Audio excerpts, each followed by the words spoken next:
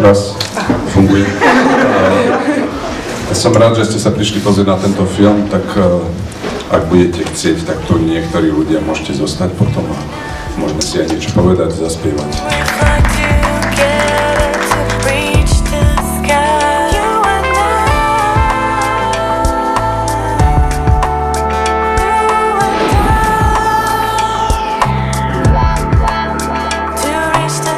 Koľko času prešlo od vlastne prvého stretnutia so scenáristom až po premiéru, koľko? 5 rokov to bolo presne. Robíme takú malú anketku medzi divákmi. Ako sa vám páčil premietaný film? Celkom výnimočný. Čo bol pre vás možno taký najsilnejší moment? Keď sa zatmelo. Tá premietačka niekoľkokrát sa zatmela a vyzeralo to dosť dramaticky. Stretli ste sa už s niečím podobným pri slovenských filmoch? Áno, kedysi, keď sa premietalo iba na jednu premietačku, tak sa vždy zatmelo, išli sme von, zapálili sme si a po 15 minútach sme sa vrátili.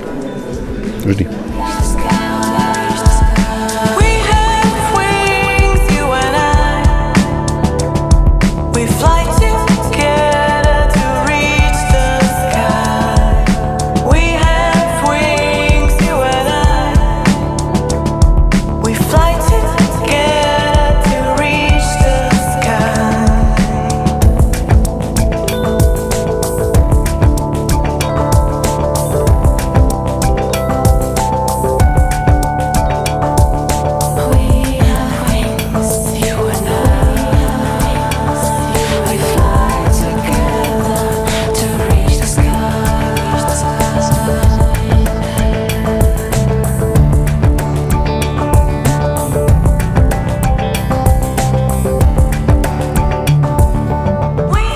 And you are also having a master class at this festival. Can you make like short advertisement for it and invite the people?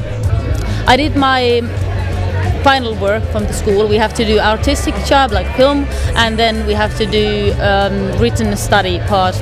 And I did the written study about documentary meeting fiction, like fictitious elements. How do you use the fictitious stories in documentary movies? And I think it's really interesting as an aspect because from my point of view really good fiction movie reaches towards documentary.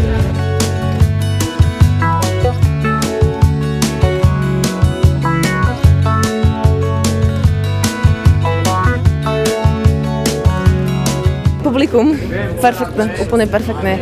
Energia, aj mne sa osobne dobre hralo, spievalo. Super. Aj chalani, čo vraveli v šatni, že perfektné. A ľudia boli perfektní. Výborné. Výborné. Sobota. Čo by si z toho tak vybrala?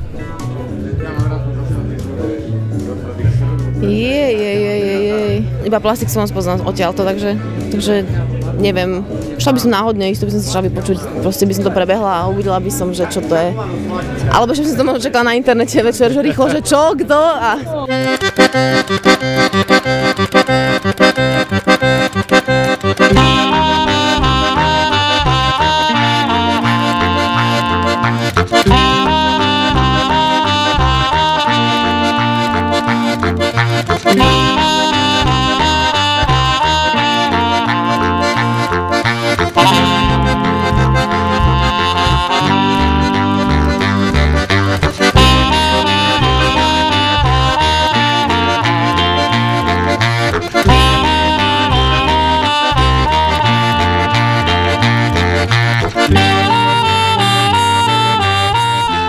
Viac menej festival Barbakan už prebieha jeho tretí deň a dá sa povedať, že môžeme ho hodnotiť veľmi pozitívne.